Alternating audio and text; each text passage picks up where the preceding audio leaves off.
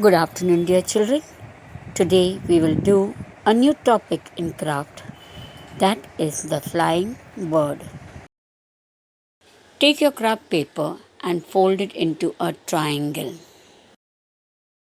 Fold the top edge downwards.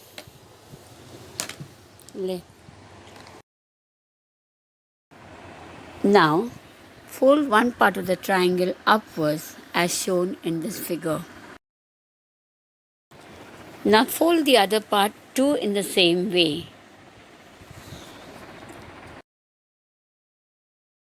Now again fold the flap downwards as shown in this figure. Do the same to the other flap. Now make a pocket fold and tip it inwards to make the bird's head. Now that the bird is complete, take your craft book, color the page, make a scenery and then stick the bird in it.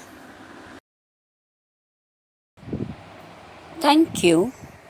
Now sit back and do your craft. Stay home, stay safe. God bless.